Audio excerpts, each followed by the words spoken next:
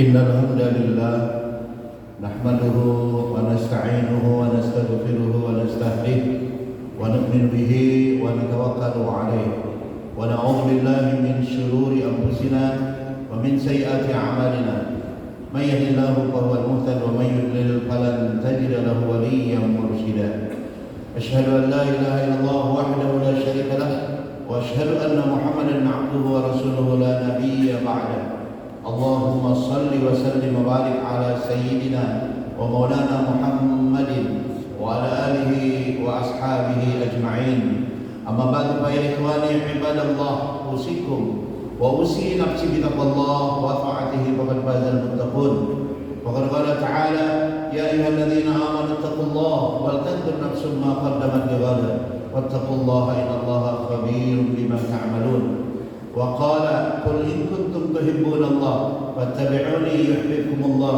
ويغفر لكم ذنوبكم وقال رسول الله صلى الله عليه وسلم من أحيا سنتي فقد أحبني ومن أحبني كان معي في الجنة صدق الله العظيم وصدق رسوله النبي الكريم ونحن على ذلك من الشاهدين والشاكرين والحمد لله رب العالمين.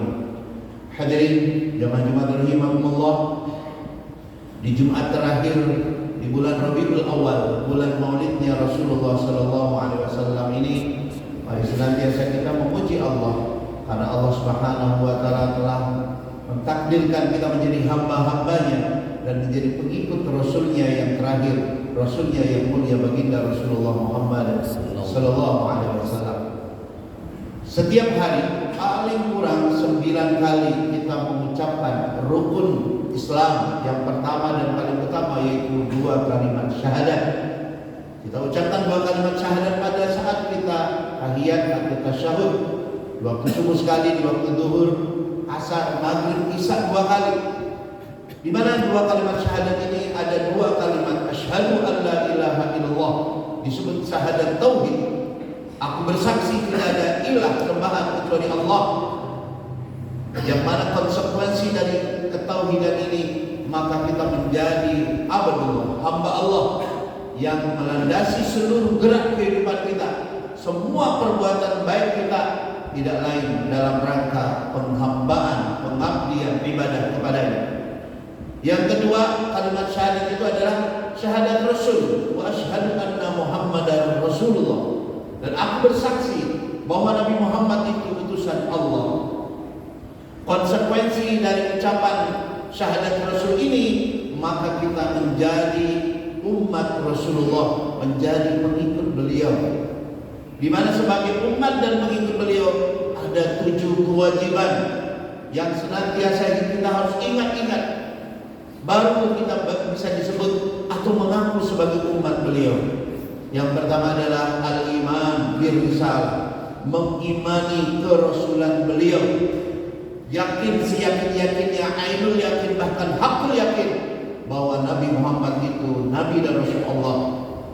Meskipun orang luar sana mengatakan tidak ada saksi, tidak ada bukti bahwa Nabi Muhammad itu Nabi dan Rasul, itu kan klaim Muhammad, tidak ada saksinya. Satu hal yang tidak terbantahkan, beliau membawa bayyinah, bukti nyata, yaitu mukjizat-mukjizat, terutama Al-Quran yang tidak bisa dibantah, bukti kebenarannya sesuai dengan fakta. Inilah yang menjadikan kita yakin kepada kenabian beliau. Di antaranya adalah di surat Yunus ayat 92, Allah berfirman, wa kadzalika nunajjika bi badanika litakuna liman khalfaka ayah. Ketika Fir'aun mengejar Nabi Musa, lalu Allah tenggelamkan Fir'aun dan bala tentaranya, kata Allah, kami selamatkan badan Fir'aun untuk menjadi tanda kebesaran kami bagi generasi sesudahnya. Kejadian tenggelamnya Fir'aun dicatat oleh berbagai ahli sejarah, disebut dalam berbagai manuskrip, catatan, disebut dalam kitab Taurat, diketahui oleh Yahudi, Nasrani, bahkan setidaknya ada 3 versi film tentang Nabi Musa, tentang 10 Commandment. Tapi satu-satunya kitab yang mengatakan bahwa badan Fir'aun tidak hancur, badan Fir'aun tidak dimakan ikan, dihantam karang adalah Al-Quran. Dan itu baru terbukti pada tahun 1886 di mana para arkeolog Prancis melakukan penelitian terhadap mumi-mumi di piramida Mesir, dan mereka menemukan mumi yang sangat unik yang ketika diotopsi banyak mineral garam di dalam tubuh mumi ini, dan setelah diperiksa lebih dalam lagi maka ditemukan komposisi kimianya sama persis dengan komposisi kimia laut merah. Kemudian diteliti lebih dalam dan disimpulkan dialah Ramses Akbar atau Fir'aun yang dulu tenggelam di zaman Nabi Musa. Dari mana seorang Muhammad yang buta huruf, ummi, yang tidak bisa baca tulis, mengetahui fakta ini kalau bukan dari Allah Subhanahu wa Ta'ala? Yang kedua, kewajiban kita kepada Nabi dan Rasul adalah tasdiquhu bima akhbar, membenarkan agama, ajaran yang beliau bawa, berita yang beliau sampaikan, baik tentang masa lalu, tujuan kehidupan manusia, bagaimana penipuan ruh, bagaimana kisah Nabi Adam, sampai akhir zaman, bagaimana ditiupnya sangkakala, terjadinya kiamat pada mahsyar dan ujungnya surga dan neraka. Meskipun perkara-perkara begini memang tidak bisa dibuktikan secara sains, secara ilmiah, tapi kebenaran tidak terbantahkan karena dibuktikan dengan kebenaran berbagai ajaran agama yang lain. Yang ketiga, kewajiban kita kepada Nabi dan Rasul adalah ta'atuhu bima amar, taat pada perintah-perintah beliau. Yang keempat, istinabu ma naha wa zajar, menjauhi larangan-larangan beliau. Apa yang diperintahkan Nabi dan Rasul pasti disitulah maslahat, kebaikan, keselamatan, kedamaian, keberkahan hidup kita. Dan apa yang dilarang Nabi dan Rasul pasti disitulah mendorong keburukan kita, kesengsaraan kita, penderitaan jangka panjang. Maka Nabi SAW bersabda, kullu ummati yadkhulunal jannah, setiap umatku semuanya pasti surga, pasti masuk surga, illa man aba, kecuali yang enggan, kecuali yang tidak mau. Qila wa man yaba ya Rasulullah, maka sahabat keheranan, mereka bertanya, siapakah yang begitu bodoh sampai tidak mau masuk surga itu ya Rasulullah? Maka Nabi SAW menjawab, man ata'ani dakhulal jannah wa man asani faqad aba.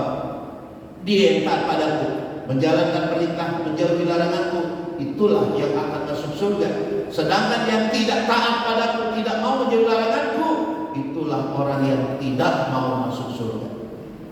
Yang kelima, hadirin jamaah Jumat rahimakumullah, kewajiban kita pada Nabi sallallahu alaihi wasallam mahabbatuhu fawqal akhar, mencintai beliau melebihi seluruh manusia. Nabi dalam satu hadis Muslim bersabda, wallahi la yu'min, demi Allah belum sempurna imanmu, hatta akuna ahabba ilaih, sampai aku menjadi yang paling dia cintai, min walidi, melebihi orang tuamu, wa waladi, melebihi orang, melebihi anakmu, wan nasi ajma'in, dan melebihi seluruh manusia. Maka Umar bin Khattab saat itu berkata, ya Rasulullah, la anta ahabbu ilayya min jami'in illa min nafsi Umar. Duhai Rasulullah, sungguh engkaulah manusia yang paling aku cintai melebihi seluruh manusia kecuali melebihi diriku. Aku lebih cinta diriku darimu ya Rasulullah. Maka Nabi menjawab, idzan lama ya Umar, kalau begitu belum sempurna imanmu ya Umar. Lalu Nabi memegang dada Sayyidina Umar. Maka seketika Sayyidina Umar merevisi pernyataannya. Umar berkata, al-an ya Rasulullah, anta ahabbu ilayya min jami'ina wa min nafsi Umar. Sekarang ya Rasul, sungguh engkaulah manusia nomor satu yang paling aku cintai, melebihi semuanya, bahkan melebihi diri Umar. Maka Nabi berkata, bersabda, al-an ya Umar, sekarang baru benar imanmu wahai Umar. Hatta ibadah kita, kualitas keimanan kita, keislaman keimanan kita sudah sampai seperti Umar bin Khattab, tapi belum menjadikan Nabi manusia yang paling kita cintai. Belum sempurna iman kita, hadirin. Maka untuk mencintai Nabi, bacalah sejarah Nabi, kajilah sirah Nabi. Dan di antara kewajiban yang keenam adalah sholawat alaihi aksar, banyak bersolawat pada Nabi. Man shalla alaihi sholatan, siapa yang bersolat padaku sekali, sallallahu alaihi asrar, Allah balas kepada 10 kebaikan. Ada anhu asra syarran, Allah jauhkan dari 10 keburukan. Hatta anhu asra sayi'ah, Allah hapus 10 dosa. Raf'a biha asra darajat, Allah angkat dengannya 10 derajat. Inna akramakum minni yaumal qiyamah ilayya shalah. Orang yang paling dekat denganku, paling berkemungkinan mendapat syafaatku, yang paling banyak sholawatnya kepadaku. Aksiru alayya minas sholat yaumal jum'ah fa inna sholatakum ma'rudatun haitsu ma kuntum. Perbanyaklah sholat kepadaku di hari Jumat, karena sholat kalian sampai kepadaku dan aku membalasnya. Kita bersolat pada Nabi bukan karena Nabi butuh doa kita, bukan Nabi kekurangan keutamaan beliau, bukan karena Nabi perlu doa dari umat-umatnya, tapi bagaikan ember yang sudah penuh dengan air kemuliaan, kita tuangkan air lagi di ember yang sudah penuh itu supaya meluber, supaya kita kecipratan.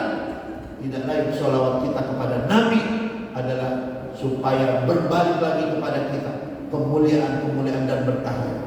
Mari kita belajar dari seorang presiden Chechnya yang diangkat sebagai anak angkat oleh Putin, presiden Rusia, yaitu Ramzan Kadyrov. Tiap hari 5.000 kali sholawat. 3 kali mimpi bertemu Rasulullah Sallallahu Alaihi Wasallam.